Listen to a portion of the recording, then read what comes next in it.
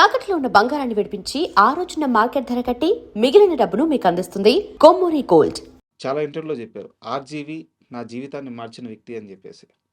So RGV గురించి ఒక psych moment ఉంటుంది కదా సార్, అంటే ఈ మనిషి క్రియేటివ్లో ఇంత పిక్స్కి వెళ్తాడా, లేదంటే ఏ పనిలో అయినా క్రియేటివ్లో కానీ, డబ్బుల విషయంలో కానీ, లేకపోతే ఎమోషన్స్ విషయంలో కానీ, ఎమోషన్స్ ఉండడం కానీ లేకపోవడం ఏదో ఒకటి, అంటే ఒక పీక్ సైక్ మూమెంట్ ఉంటుంది, ప్రతి మనిషిలో ఉంటుంది. ఆర్జీవిలో మీరు చూసిన ఆ సైక్ మూమెంట్ ఏంటి? అంటే ఇలా ఈ మనిషి తెప్పించి ఎవరు ఆలోచించరు, ఈ మనిషి తెప్పించి ఇలా ఎవరు చేయరు, అలాంటి మూమెంట్ ఏదైనా ఇన్స్టెంట్ గుర్తుందా ఆర్జీవి గురించి మీకు? ఆయన ఒక మూమెంట్ కాదు, నిద్ర లేచిన దగ్గర నుంచి సార్ నిద్రపోయేంత వరకు అతను ఒక సైకిల్లోనే ఉంటాడు. ఒక మూమెంట్ కాదు, పడుకునేంత వరకు తను చేసే ప్రతిదీ, తను మాట్లాడే ప్రతి మాట, తన ఆలోచన, ప్రతిదీ ఏది నార్మల్గా ఉండదు. సార్ మనం అందరం మనం ఒక సాంప్రదాయబద్ధమైన జీవితం గడుపుతుంటాం. మన పొద్దునే లేవాలి, స్నానం చేయాలి, ఇస్త్రీ బట్టలు వేసుకొని వెళ్ళాలి, స్నానం చేసిన తర్వాత దండం పెట్టుకోవాలి, లేదంటే టిఫిన్ చేయాలి, పోనీ దేవుడు అంటే నమ్మకం లేకపోతే వాట్ ఎవర్, ఒక రొటీన్. అతను కూడా తన లైఫ్లో కూడా రొటీన్ ఉంటుంది.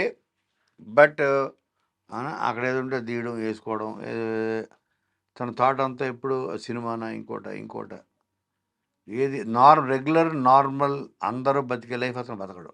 సార్ అతనికంటే ఒక ప్రపంచం క్రియేట్ చేసుకొని ఆ ప్రపంచంలో ఇది king of his own world, అందులో అతను బతుకుతుంటాడు. ఒక పర్టికులర్ ఇన్సిడెంట్ ఏమన్నా అట్లాంటి చెప్పడం? ఇప్పుడు లెట్స్ సే ఫర్ ఎగ్జాంపుల్, నేను ఒకరోజు తనకి అసలు ఫుడ్ అన్నది ఇట్స్ లైక్ ఏ మెడిసిన్.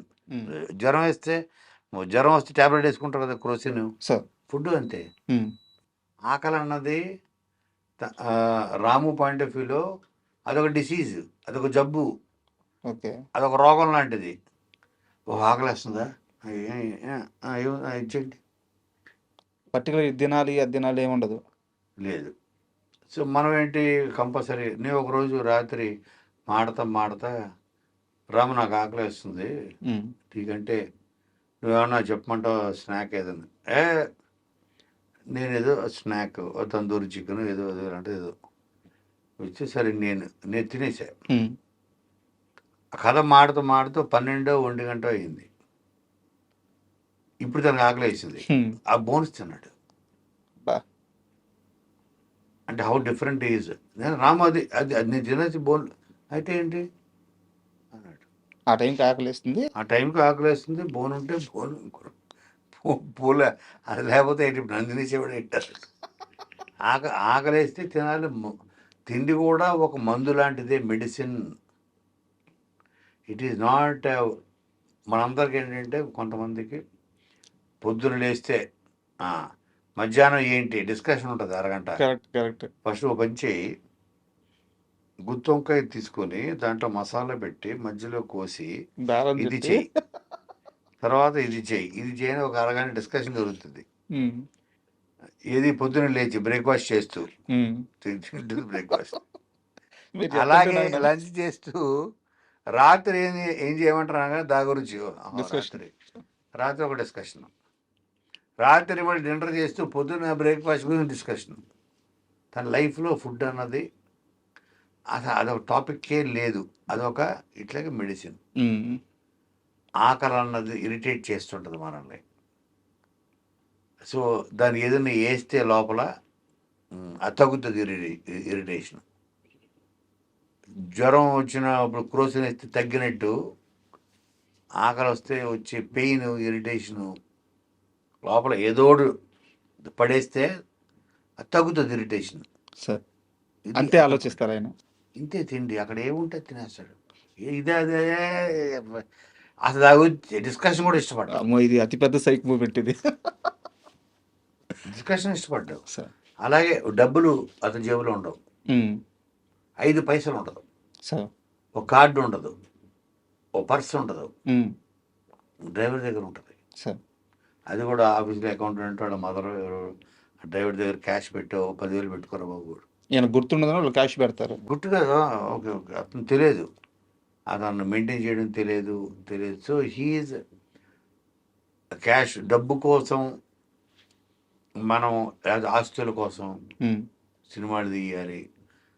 ఇప్పుడు మన పెద్ద సక్సెస్ అయింది. మీరు ఏం చేస్తారంటే, మా ఫ్రెండ్కి మొన్న కొన్నాడు వెల్ఫేర్, కూర్చుంటే ఉంది అసలు నా నెక్స్ట్ టార్గెట్ వెల్ఫేర్ అన్న మనసులో ఉంటుంది. ఉమ్, తనకు అదేం లేదు.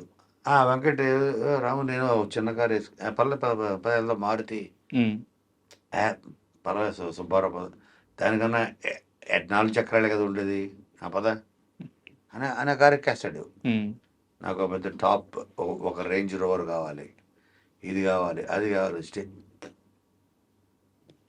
అతని ఫిలాసఫీ ఏంటంటే, నేను అడిగా ఒకరోజు ఇదే ప్రశ్న. ఇప్పుడు ఒకరి దగ్గర 1000 కోట్లు ఉంది, ఒకరి దగ్గర 100 కోట్లు ఉంది, ఒకరి దగ్గర 1 కోటి రూపాయలే ఉంది, ఒకరి దగ్గర 10,000 ఉంది. అటు మొత్తం అటు సేవింగ్స్. సార్ 1000 కోట్లు ఉన్నాడు, ఆ 1000 కోట్లని అటు చూశాడా? అటు చూస్తాడా? పోనీ లేదు, లేడు రాము చూడడం. ఎక్కడున్నాయి అవి? వస్తు రూపంలో, భూ బ్యాంకులో రూపంలో, బ్యాంకులో ఉన్నాయి. ఎక్కడో బ్యాంకులోనూ డాక్యుమెంట్స్ ఆస్తుల్లో ల్యాండ్ ఉన్నాయి. ఆస్తులు అంతే. ఎక్కడ ఉన్నాయి? ఆస్తుల రూపంలోనూ ల్యాండ్ రూపంలోనూ బ్యాంకులో ఉండే ఇవి అకౌంట్లు నెంబర్స్ అవి. అంతే.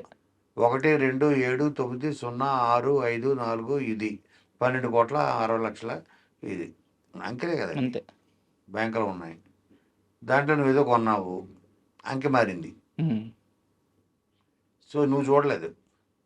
ఆ 1000 కోట్లు అటు చూసాడా? చూడలేదు. పోనీ 100 కోట్లు ఉన్నాడు, ఆ 100 కోట్లు చూసాడా? చూడలేదు. పోనీ 1 కోటి రూపాయలు ఉన్నాడు, ఇప్పుడు నీ దగ్గర 1 కోటి ఉందనుకో, ఆ కోటి చూస్తావా? రోజు పొద్దున్న లేచి లేదు, చూడలేదు. ఆ బ్యాంకులో ఉంటుంది రాము. నెంబరే. సో అది బ్యాంకులో అదొక నెంబరు. సార్ 10,000 ఉంది, ఆ 10,000 వరకు మ్యాక్సిమం ఉద్యోగులు పెట్టుకుంటాడు. అది కూడా పెట్టుకోడు, జాగ్రత్తగా 10,000 ఉన్నాడు, 10,000 పెట్టుకోలేడుగా, పెట్టుకోలేడు. వాడు ఒక 500 పెట్టుకోగలడు. సో ఎవడో చూడదు దాని మీద. ఓకే, అదొక నెంబరు. ఆ నెంబర్లు మారుతుంటాయి. రాము నీకు ఇవాళ నీవు సినిమా తీసావు, దాంట్లో 50 కోట్లు పోయాయి. ఉమ్, ఓ అవునా అంటే అక్కడ నెంబర్ మారింది. అంతేనా రియాక్షన్? అంతే. అవునా, ఓకే ఫైన్. 20 కోట్లు లాస్ వచ్చింది. ఓహో, అక్కడ నెంబర్ మారింది. అక్కడ నెంబర్ మారింది, అంకి మారింది. బా, నా జీవితం ఎందుకు మారాలి? రాము ఇది దీంతో 60 crores ప్రాఫిట్ వచ్చింది, we made money, wow super. అంకి మారింది అక్కడ. ఉమ్, అంతే. అంకెలు మారుతున్నాయి అక్కడ బ్యాంకులో. సో హిట్ వచ్చినా అంకె మారుతుంది, ఫ్లాప్ వచ్చినా అంకె మారుతుంది. నేను ఎందుకు మారాలి? బా, this is the craziest thought కదా ఇది.